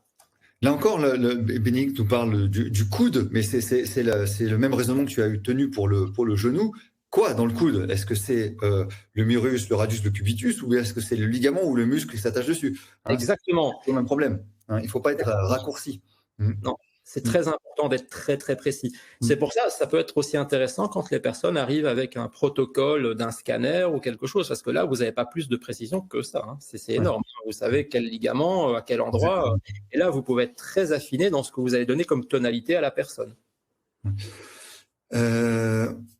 Bérénice, le feu, c'est très masculin. Il y a le grec. Calmer le feu, c'est anti-inflammatoire. Être ami avec le feu. Je n'ai pas perçu la. Ils sont sur Amiris, à mon avis. Ils sont sur Amiris, peut-être. D'accord. Le Y, pardon, excuse-moi. D'après ce que je comprends, anti-inflammatoire, effectivement, le feu, ça parle de l'homme. Et anti-inflammatoire, c'est calmer l'homme. Donc, ça parle de ça. Et Amiris, ami avec l'homme. Voilà. Est-ce que Bénédicte le savait tout ça, hein? Elle va découvrir des choses. Bien sûr, mais bien sûr. Évidemment. Amiris, merci Bérénice, pardon, j'étais déjà à l'idée suivante, donc du coup je percutais pas sur le... Moi je suis assez monotache, hein, ce qui est passé est passé, hein, donc moi pardonnez-moi. Merci Bérénice pour ces précisions. Donc on a alors peut-être un autre exemple d'os. Est-ce que si quelqu'un ah non, peut-être sur une pathologie, l'arthrose par exemple. Je pense à donnons l'exemple par exemple de la rhizarthrose, l'arthrose de la base du pouce. Est-ce que tu as des pistes? Ça, c'est un conflit spécial, c'est il manque quelqu'un dans la famille. C'est un conflit très spécial, oui. Il y a quelqu'un qui n'est pas là dans la famille. Ah oui, d'accord. Ouais, j'aimerais bien que cette personne soit là pour, je sais pas, la communion de ma fille ou le mariage, mais il n'est pas là. Donc ça parle d'un deuil de quelqu'un qui est absent. D'accord. En familial. On va venir après aux solutions, évidemment. Encore une fois, je répète, on pose les jalons des pathologies, des lieux pour avoir les raisonnements. Par exemple, le pouce, si quelqu'un va arriver chez moi avec le pouce, ça va être le jugement, puisque le pouce, ça permet de faire ça ou ça, dans la symbolique. Effectivement. Ça va. Si on prend l'index, c'est l'accusation. Si on prend le majeur, ça va parler de la sexualité. Si on prend l'annulaire, ça parle du mariage. Si on parle de l'auriculaire, ça va parler du secret. Ah. Voilà. Oui, non, mais c'est de la symbolique. Hein. Et croyez-moi, la symbolique, c'est juste incroyable. Quand on l'utilise au quotidian. Ça va être magnifique. C'est pas fatigant à terme parce que non, oui, c'est vrai que ça circule tout le temps dans la tête. Vous pouvez en parler à mon épouse, vous verrez. Ça me fait toujours penser à un de tes compatriotes. Ça me fait toujours penser à quand on avait interviewé la femme de Raymond DeVos. Est-ce que c'est pas fatigant de vivre avec Raymond DeVos qui doit toujours pouvoir jouer avec les mots? Effectivement. Ouais. Je profite du mot de Marie pour dire effectivement, ne vous inquiétez pas, vous aurez un replay qui sera disponible très rapidement dans les jours qui viennent. Question de montage sur le site d'Amiris. Vous aurez accès certainement sur la page de ton livre. Vous aurez accès sur la page YouTube de Amiris. Vous aurez vous aurez accès évidemment à l'envie de ce replay. Merci Marine de nous l'avoir précisé. Et Amélia qui demande tiens pour la sciatique, justement pour la sciatique. Elle pose la question sur la sciatique. Est-ce que la sciatique c'est assez complexe? C'est une manifestation, pour celles et ceux qui ne savent pas, d'une manifestation liée au dos qui va se projeter sur la jambe, voire même jusqu'au pied. Alors, il y a plusieurs manières de voir les choses. Attends, excuse-moi, je suis obligé. Non, je suis obligé de le dire. Bérénice qui dit un pur bonheur de vivre avec toi. Donc voilà. Je préférais le dire quand même parce que c'était trop beau. Pour en revenir à l'asiatique. Alors, il y a plusieurs manières de voir les choses. Et on peut présenter diverses tonalités à la personne. D'accord ? C'est pas parce que vous allez dire une chose que c'est vraiment celle-là. D'accord ? Alors, la sciatique, ça peut être dû à plusieurs choses. D'abord, ça peut être dû à un blocage entre L5 et S1 au niveau mécanique. D'accord ? Donc là, on va aller voir les tonalités de la 5e lombaire et de la première sacrée. La sciatique, ça peut être dû à un problème du côlon ostéopathiquement. Ça peut être dû à un problème de prostate. Ça peut être dû à un problème de vessie. Ça peut être dû à un problème de rectum. D'accord ? Ou un problème de rein. Ça arrive aussi. Un rein qui bouge pas bien. Voilà. Alors, quand on est ostéo, on sait aller déterminer quel est l'organe en dysfonction. Et alors, après, en fonction de l'organe, on peut donner l'information à la personne. Donc, c'est important d'avoir le patient là aussi. Maintenant, dans le langage des oiseaux, sciatique, c'est scier la tique qui me pique. Sciatique. Donc, c'est quelqu'un dans la vie qui vous pique tout le temps. Il vous envoie des pics. Et la sciatique, c'est pour scier la tique. Le cerveau va envoyer cette information dans votre corps. D'accord ? Le cerveau automatique. Excellent. D'accord ? Ça, c'est du langage des oiseaux. Et croyez-moi, très souvent, c'est lié à ça. Ouais. En espérant que la tique ne soit pas chargée en borréliose, en borrelia. Il y a un autre conflit aussi. La borréliose, c'est un autre conflit. C'est vrai, la maladie de Lyme ? Ah oui, il y a un conflit particulier, mais je ne l'ai plus par cœur ici, parce que évidemment, dans le nombre de maladies, mais il existe aussi. J'imagine, il doit y avoir une encyclopédie. On connaît beaucoup, mais ceux qu'on connaît pas, évidemment. On les évoque, on n'est pas là pour faire un récitatif encyclopédique, c'est pas le but. Amélia, pourtant, c'est moi, je comprends pas. Amélia parlait de l'asiatique. Voilà. Est-ce que je peux me permettre de demander pour l'asiatique? Et Amélia répond, bon, suite à ton explication, pourtant c'est moi. Donc il doit y avoir quelqu'un qui la titille. La pique, oui, probablement. Maintenant, faire de la traduction comme ça, c'est pas très thérapeutique. Mais en cabinet, on mettrait le doigt dessus rapidement. Je ne demande pas de faire le diagnostic, c'est juste pour la... Ah non, peut-être qu'Amélia est acupunctrice et c'est elle qui pique. Ou peut-être qu'elle est infirmière, c'est elle qui pique. Non, mais tout ça, ça a un sens. Mais il faut voir dans l'entourage qui pique. Mais n'oubliez pas une chose, c'est pas toujours maintenant qu'on vit le stress. Ça veut dire qu'on peut déclencher un symptôme maintenant, on prend l'âge, on divise en 2, en 3 et en 4, et on va voir qui, à l'époque, nous piquait sans cesse. D'accord? Le symptôme peut arriver a posteriori. Si on a 40 ans qu'on déclenche une sciatique, la personne qui piquait pouvait être à 20 ans ou à 10 ans. D'accord. D'accord?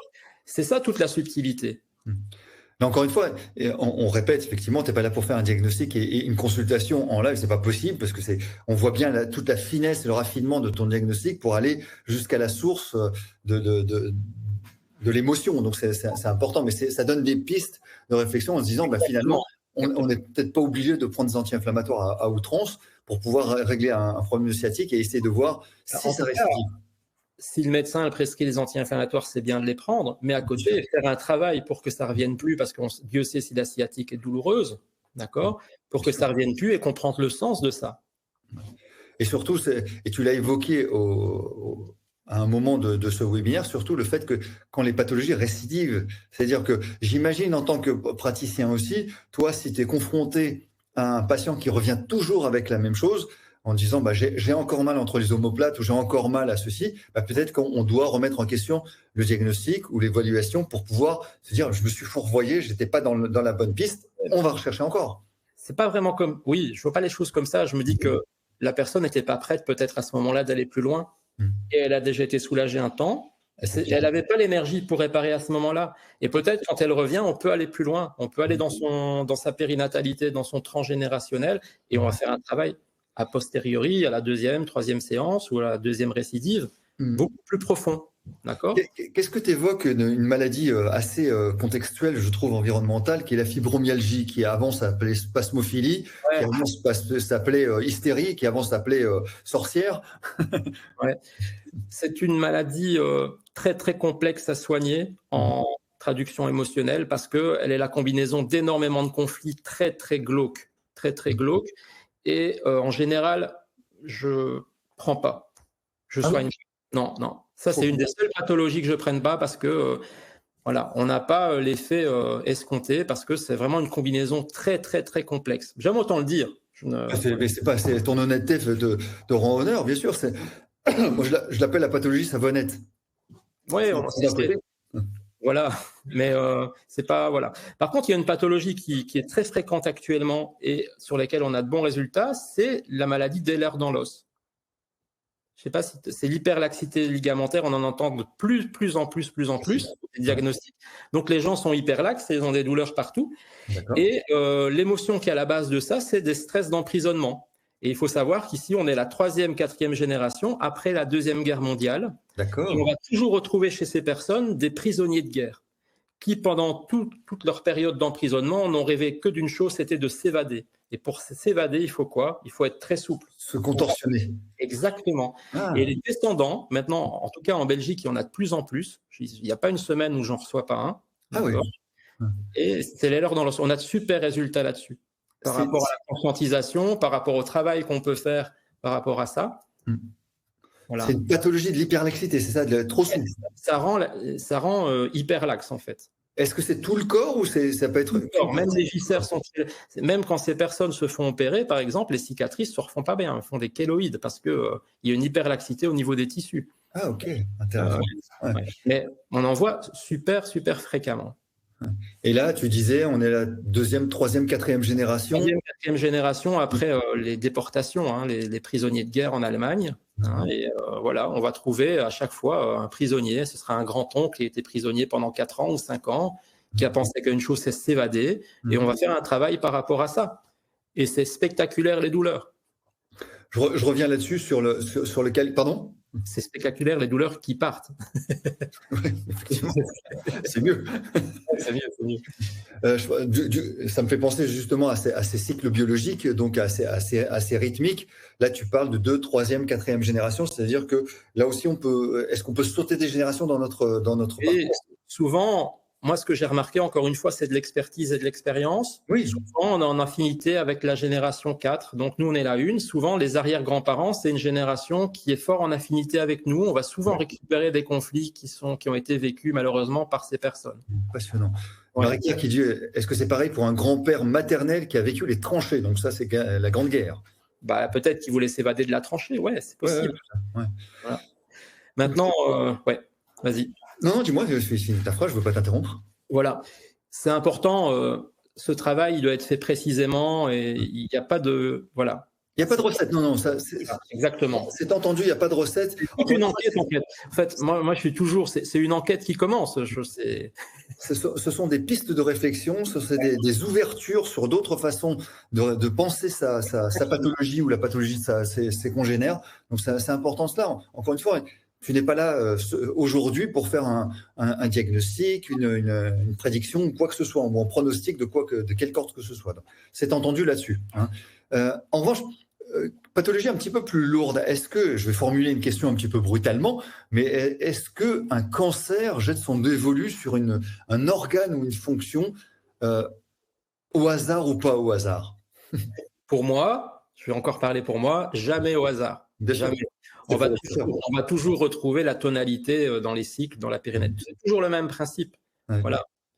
Donc, sur quelqu'un qui a Il y a une gradation. En fonction de l'intensité du stress, on va développer, par exemple, si on prend le poumon, par exemple, on va développer une pneumonie pour un surstress moyen. On peut développer une tumeur du poumon pour un surstress très important. D'accord. Ça dépend de l'intensité du choc. D'accord. On peut développer simplement bronchite, simplement parce que l'intensité du stress est inférieure.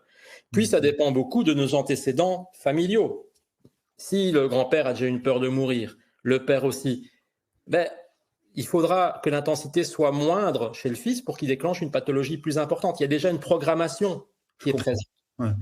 Donc, j'insiste sur le fait qu'il y a ce que j'entends, c'est une gradation quand même. C'est-à-dire que si, prenons un exemple cutané, si tu veux bien, peut-être, je vais caricaturer, une simple démangeaison récidivante sur un territoire, c'est quelque chose. Après l'eczéma, peut-être après le psoriasis, et peut-être après un mélanome, je me trompe, je ne sais pas, j'abuse. Le mélanome, ce n'est pas le même tissu, parce que le mélanome, ça touche le derme. Et l'eczéma, ça touche l'épiderme. Donc, ce sont des conflits différents. Tu vois. Par contre, le prurite, la démangeaison, c'est une séparation. Tout ce qui est peau, épiderme, c'est une séparation. Ça parle de la séparation. La peau, c'est avec ce qu'on est en contact avec l'autre. D'accord. Donc, le prurite, ça va être une séparation qui sera moins difficilement vécue que lors d'un eczéma ou d'un psoriasis, par exemple, où l'intensité sera plus importante. Voilà. Et ça, j'ai lu dans ton ouvrage, effectivement, eczéma, c'est une double séparation. Psoriasis, c'est une double séparation, je ne comprends pas. Double séparation, c'est les parents qui divorcent et on est séparés de papa et maman une semaine sur 2. D'accord. Il y a une double séparation où il y a un double décès, je ne sais pas, sur un temps rapproché. C'est l'enfant qui va perdre son grand-père et sa grand-mère sur 6 mois de temps. Il y a une double séparation. C'est plus fort. D'accord. Est-ce que ça peut, tu parlais de la guerre. Est-ce que ça peut être des séparations dues à la guerre, justement? Exactement. Oui, bien sûr. Ok. Bien sûr. Donc ça peut être une séparation aussi territoriale, c'est-à-dire un père ou une mère qui est obligé de quitter son pays. Exactement. Pour aller en Allemagne, pour aller se réfugier dans un pays pour être protégé. Oui, bien sûr. Et les descendants peuvent produire des symptômes d'eczéma sans qu'il se passe rien vraiment dans leur vie, mais il y aura toujours un lien avec l'âge. Imaginons que le monsieur, l'ancêtre est parti à 20 ans, par exemple. Mais les descendants, en tout cas ceux qui sont en lien, en affinité généalogique avec lui, eh bien, à 20 ans, seront plus susceptibles d'avoir ça, de développer ça. Ça va? L'âge est important. L'âge est important, ouais. Séparation, double conflit, etc. Alors, c'est marrant parce qu'on en parlait en off, il y a Pascal qui demande que du cancer du pancréas. Ouais. Alors là, quand on est sur le pancréas, si on prend le mot pancréas, pan, ça veut dire tout créa seul. C'est des stress d'avoir dû tout créer seul. Des gens qui ont dû se faire tout seul. On prenait l'exemple de Steve Jobs, par exemple, qui a eu un cancer du pancréas. Mais Apple, il a créé tout seul. C'était lui qui décidait, c'était son bébé. D'accord ? Maintenant, il y a d'autres conflits au pancréas. Le pancréas, c'est aussi le couteau dans le dos. C'est une grosse trahison par quelqu'un de proche. Ça peut parler de ça aussi. D'accord ? Encore une fois, quand on développe le cancer, il faut diviser l'âge en 2, en 3 ou en 4 et voir où s'est passée la trahison. La trahison, d'accord. Mais l'un n'empêche pas l'autre. C'est-à-dire on peut être bien sûr, trahi et self-made man. Yes. pour citer ça. Anaël, oui. Dis-moi. Il faut savoir que il y a aussi, quand on développe ça, il faut aller voir dans le transgénérationnel ce qui s'est passé au niveau de trahison. D'accord ? On ne développe pas ça comme ça, voilà. Il suffit que la personne qui s'est fait toute seule, son ancêtre a essayé de se faire tout seul, ça n'a pas fonctionné parce qu'il était trahi par un frère ou il était trahi par quelqu'un de proche, un ami, d'accord ? Et le descendant va récupérer ça. D'accord. D'où l'important de conscientiser. On va en parler juste après. Et juste une petite parenthèse, Anaël, qui parle de la perte de 2 jumeaux intra-hétéro. Donc là, c'est la... Alors, ça, on peut parler d'une double séparation. Ça dépend quel est le ressenti de la personne, toujours. D'accord ? Ça peut être la maman qui va développer ça, mais ça peut être les enfants qui vont arriver après aussi. D'accord ? Imaginons qu'après la dame retombe enceinte, par exemple, et il y a un enfant en pleine santé qui arrive, il est susceptible de développer un psoriasis si ça a été vécu en double séparation. D'accord. Ouais. Susceptible parce que c'est pas certain. Oui, bon, comme d'habitude. En revanche, sur le psoriasis, j'imagine que le territoire aussi est différent. C'est-à-dire que si on le développe sur le cuir chevelu, sur l'intérieur des coudes, de genoux et autres, ça a aussi une signification. Bien sûr. Alors, en fonction de l'endroit où ça se développe, ça veut dire quelque chose. Le cuir chevelu, ça va parler du père, parce que la tête, c'est le père. C'est ce qui est lié au ciel. Si vous voyez les moines, ils se font des tonsures pour être en lien avec le père. Donc souvent, on va retrouver des séparations avec le père. La plante des pieds, ce sera avec la maman. Ça représente symboliquement la maman, la plante des pieds. D'accord ? Si c'est au niveau du genou, ça va parler d'une séparation dans la soumission. D'accord ? Par perte de contact. J'ai été obligé de me séparer. J'ai été soumis à. D'accord ? Vous voyez, on va aller chercher les différentes tonalités et on va les assembler pour arriver à la tonalité qui est représentée par cette pathologie, ce symptôme. Une question bien plus large, mais je ne sais pas, c'est une petite digression peut-être. Que pensez-vous d'interroger les oracles via les cartes ou le pendule ou d'autres choses ? Est-ce que toi, oui, je pense que ça existe. Moi, je ne fonctionne pas comme ça parce que je suis quand même plus terre-terre globalement. Mais je pense qu'il y a des personnes qui font ça très très bien. Et ça fonctionne très bien, j'en connais. Et je pense que oui, quand on n'a pas les informations, moi j'ai tendance à référer toujours à des psychogénéalogues qui vont faire l'arbre généalogique, mais les personnes qui iraient chercher ça dans des oracles et qui ont des résultats, c'est ce qui compte en fait. Oui, tout à fait, c'est le résultat qui compte. Un résultat, voilà. C'est en fonction des affinités de chacun, des courants énergétiques de chacun, voilà. Oui, tu aurais pu aussi interroger le corps avec de la kinésiologie, peut-être aussi. Oui, avec la kinésio, oui, on fonctionne beaucoup comme ça.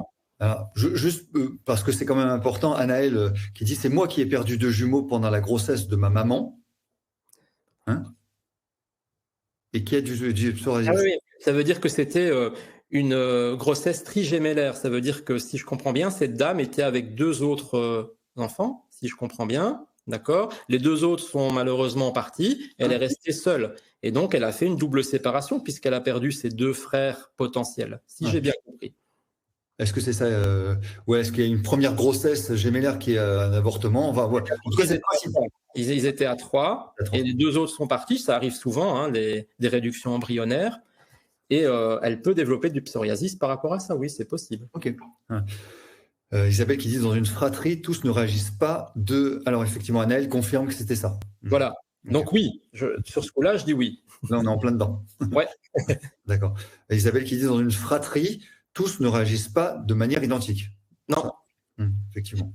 Parce qu'il faut savoir que dans la généalogie, on est plus en affinité avec certaines personnes. Par exemple, un premier de fratrie va être en relation avec les premiers de fratrie en général. Ça va? Si le grand-père ou l'arrière-grand-père qui a eu le problème est un numéro 1, le numéro 1 garçon descendant, il aura plus de chance, je sais pas, de récupérer le programme de l'arrière-grand-père. D'accord. Même chose s'il porte un prénom qui ressemble. Le petit-fils s'appelle Jack et le grand-père s'appelait Jacques. En affinité, d'accord? Voilà. Et quand on est avec une maladie héritée du père ou de la mère? C'est du transgénérationnel. Transgénérationnel. Il n'y a pas photo. C'est clair. Alors, on avance magnifiquement bien sur ce webinaire. Merci encore pour tous ces éclaircissements et ces explications. Peut-être on peut avancer sur les pistes de solutions. Comment conscientiser, prendre en charge? Quelles sont les pistes de traitement? Je sais que toi, tu me l'as évoqué rapidement en off, tu prends en consultation et parfois tu es amené aussi à travailler avec d'autres praticiens que tu viens d'évoquer à l'instant. Mais déjà, toi, quels sont les conseils que tu peux donner?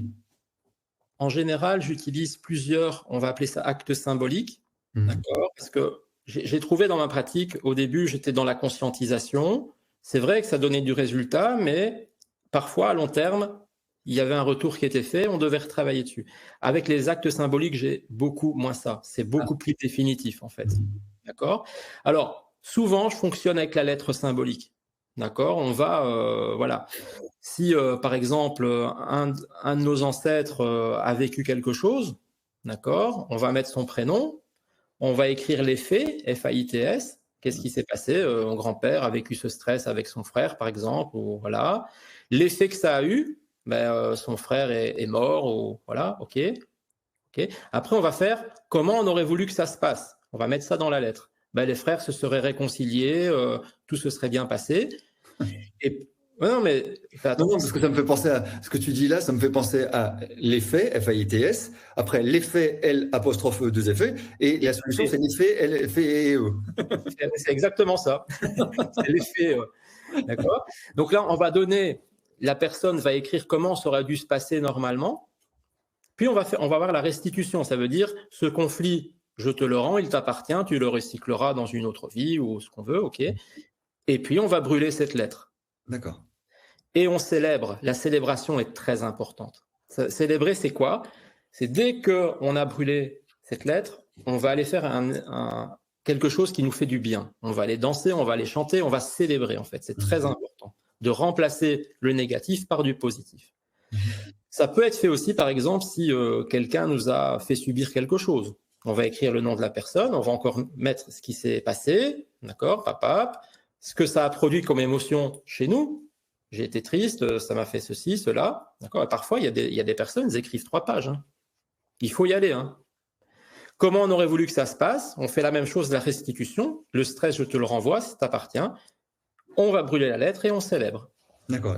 Et ça reste entre nous. C'est pas quelque chose que tu lis, que tu diffuses. Tu n'es pas obligé de mettre une annonce dans le Figaro. Justement pas. Justement, la personne, elle doit faire. C'est assez ritualisé dans le sens où la personne doit faire ça un jour où elle est tranquille chez elle, où il n'y a personne, où elle peut se permettre d'écrire tout ce qu'elle a envie, même si on doit écrire des gros mots, des phrases, ok, on y va. Justement, c'est ça le sens, c'est de sortir tout ce qui est là.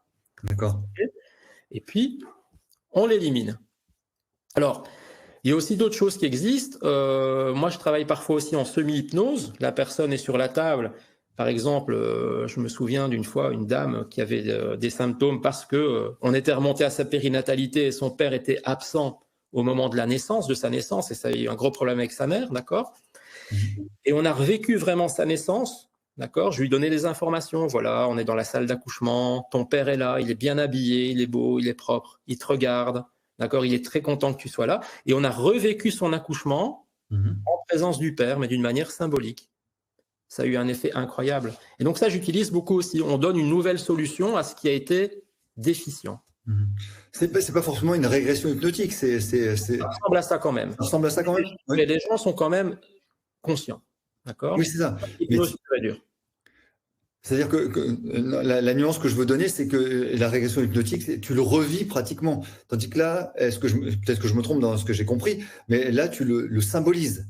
Exactement, c'est symbolisé. On envoie une nouvelle information au cerveau. C'est comme si le cerveau était resté sur un bug. Mon père n'était pas là, ma mère était en rage, d'accord. Et là, on redessine quelque chose de nouveau dans le cerveau automatique, qui est juste un ordinateur. On va engrammer autre chose, on va programmer autre chose.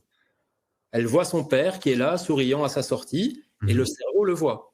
Donc, si j'ai compris ce que tu nous as dit depuis le début, c'est-à-dire qu'il y a eu un surstress. Ce surstress s'est biologisé donc pour éviter qu'on soit en danger de par notre environnement et par l'obsession que peut avoir ce surstress.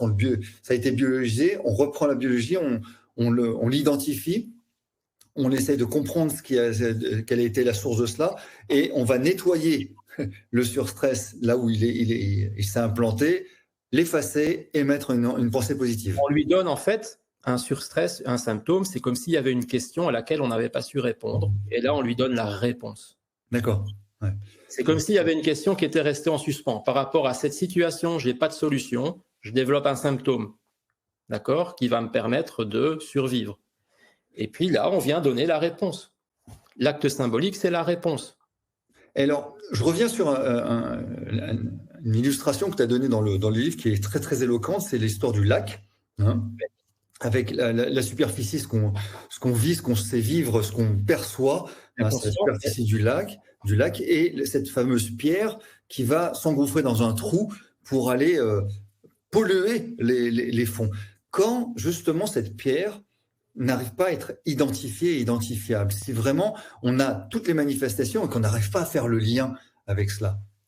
La pierre, elle va passer directement en profondeur quand elle va correspondre à notre plus gros conflit, à notre conflit de surstress. Imaginons une dame qui a perdu un enfant dans des circonstances tragiques, d'accord, un accident par exemple, hein, et puis elle est devant sa télévision, et qu'est-ce qui se passe? Il y a une scène où il y a un enfant qui est renversé par une voiture. Eh bien, à ce moment-là, son cerveau va la switcher. Elle va plus être présente, elle va pas voir la scène, elle va être distraite, elle va aller aux toilettes, d'accord? Ça s'appelle une MFIC, mécanisme de fuite inconsciente du cerveau. C'est ce que Freud avait appelé le refoulement, par exemple. Ouais. C'est ne pas être conscient d'un événement parce qu'il correspond à notre plus gros stress. D'accord.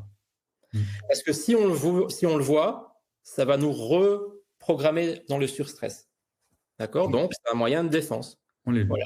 On fait tout ça tout le temps. D'accord? Tout ce qui correspond à nos stress, on ne va pas avoir tendance à le voir. Par exemple, quand j'ai mes élèves, quand je leur explique, si j'explique une pathologie et que j'en vois un qui est sur son téléphone, c'est pas grave, mais je lui dis, ce que je viens de dire, ça te concerne. Ouais.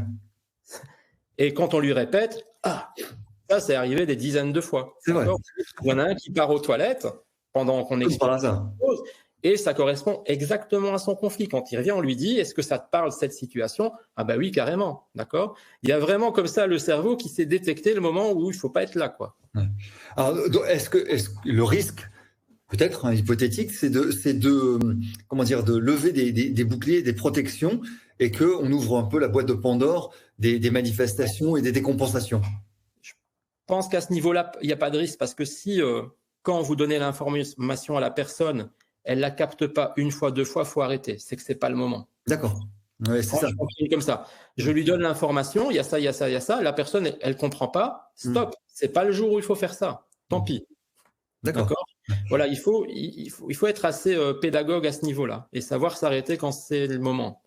Oui, et peut-être que le message que tu as transmis va être engrammé, va être emmagasiné, il va mouliner, et 15 jours, 3 semaines après, bon sang, mais c'est bien sûr. J'ai l'habitude de dire, parfois, il y a des personnes qui viennent, qui ne percutent pas, mais on a planté une graine.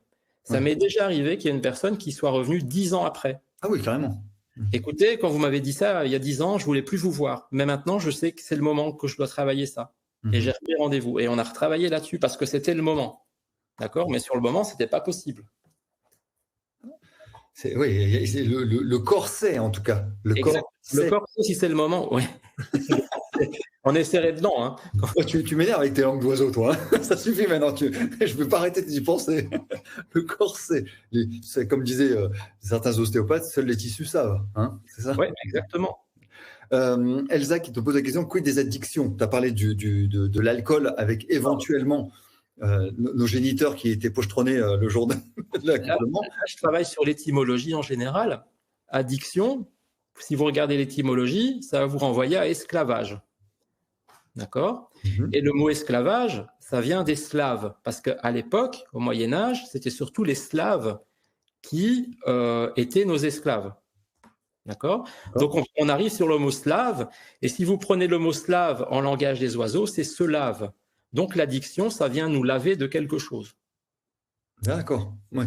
Ça va ? Oui, ne croyez pas que ce soit tordu, parce que ça peut le paraître, hein, mais non. Donc, addiction, on est en réparation de se laver de quelque chose qui nous a sali. Ça parle de ça, en fait. Soit nous, dans les cycles biologiques, quand on commence l'addiction, soit un de nos géniteurs ou un de nos ascendants, comme toujours, dans la généalogie. Et j'imagine que la typologie de l'addiction, par exemple dans les drogues, c'est la même chose entre le cannabis, l'héroïne, etc., etc. Exactement. Chaque drogue a son conflit bien à elle. D'accord ? Par exemple, la cigarette, pour prendre quelque chose qui est soft, hein, parce que les autres drogues, je ne vais pas en parler, c'est des sujets un peu trop... Et il faut être derrière pour pouvoir récupérer la personne. C'est ça. Ça va ? Il faut rester pro. La cigarette, c'est faire entrer le père en soi. D'accord. C'est le feu qui rentre. Le feu, c'est le père dans la symbolique. Et il faut savoir une chose, je vais vous prendre un exemple. J'ai une patiente qui arrive et qui me dit j'avais arrêté de fumer depuis 2 ans, et là, en juillet, j'ai repris des cigarettes et je refume encore plus qu'avant. Et je lui dis, qu'est-ce qui est arrivé à ton père ? Et là, elle me fait bim, bing, la pièce tombe, si je peux dire. Ouais.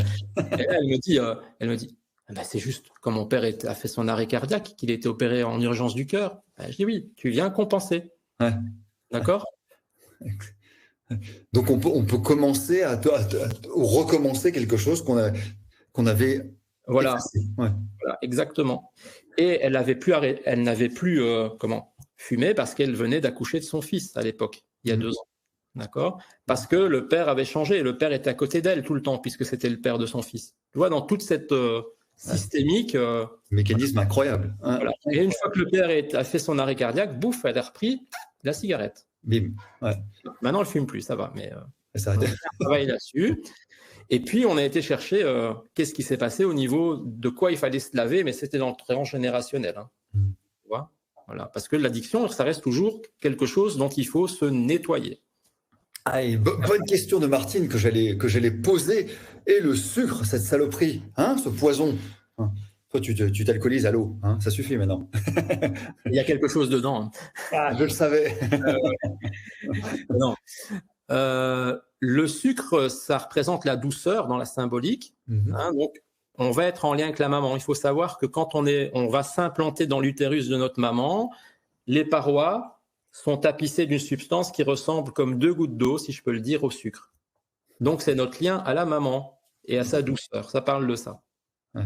Donc, ça veut dire que c'est plus qu'on a envie de retrouver ou de garder on a envie de retrouver ou de garder le lien, effectivement. Ouais. C'est-à-dire qu'on ne l'a pas forcément perdu, mais on a envie toujours de l'entretenir. Il y a quelque chose dans la notion de protection, de douceur qu'on recherche. Ouais, c'est ça.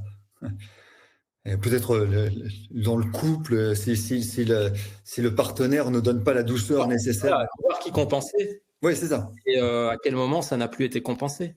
Voilà. On ne se rend pas compte, mais ça fait presque 1h40 que tu nous expliques de très très belles choses. Juste, je vais faire une petite parenthèse pour vous dire que je vais juste rappeler que vous avez une petite promotion, encore une fois, avec la réduction de 15% sur les livres de David, hein, en allant sur le site avec le code émotion en capital. Hein. Et si vous me permettez aussi, les éditions Amiris vous demandent si vous préférez un soir en semaine pour les webinaires ou vous aimez bien le dimanche comme ceci, avant l'apéritif. Si vous avez la gentillesse de répondre à ce petit questionnaire, c'est oui ou non, donc c'est facile. Enfin, non, c'est pas oui ou non, c'est durant le soir de la semaine ou durant le week-end. N'hésitez pas, si les deux vous conviennent, ça ira très bien. Je rappelle que tu as commis ce magnifique ouvrage, au sens propre du terme, il est très très bien fait, mais aussi tu es formateur, David, tu es formateur, donc ce sont des formations qu'on peut retrouver sur ton site, que je vais mettre dans le chat, qui s'adresse aussi bien aux professionnels qu'au grand public. Exactement. Peut-être nous expliquer en quoi ça consiste? Oui, c'est ce qui s'appelle la grande formation, en fait. Et donc, on a un tronc commun de 10 séminaires de 3 heures qui est donné en webinaire, en vidéoconférence. Et voilà, là, on a toute la partie théorique qui est expliquée, la symbolique, le langage des oiseaux. Tout est vraiment expliqué à outrance pour bien maîtriser le sujet. Et après, il y a deux formations différentes qui vont venir s'ajouter. C'est-à-dire, il y a une formation pour les professionnels qui veulent appliquer ça dans leur quotidien, dans leur pratique quotidienne, avec une certification. C'est-à-dire que, voilà, on va vérifier si les connaissances sont acquises et si la personne sait vraiment appliquer le fil rouge de A à Z. Et puis, il y a une partie pour les non-professionnels qui veulent travailler sur eux-mêmes en utilisant les outils. Ça, c'est du présentiel, par contre. Ça, c'est du présentiel. C'est du présentiel. Oui, exactement. Ouais. Voilà. Et donc, il y a ces formations, on peut les retrouver. J'ai mis dans le chat le site, c'est luminescence.be. Oui, luminescence.be.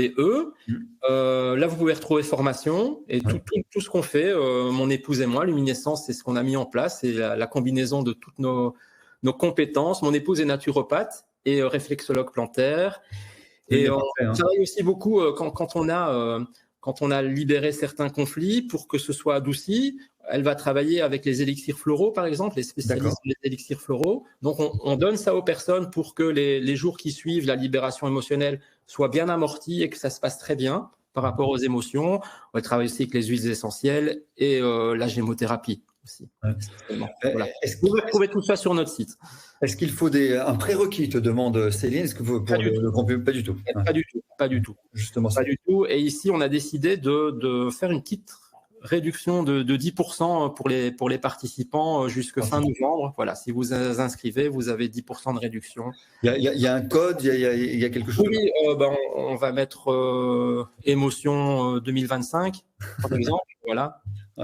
Mais ça, il suffit de nous envoyer un mail et puis un mail et juste dire j'ai assisté à ce magnifique webinaire.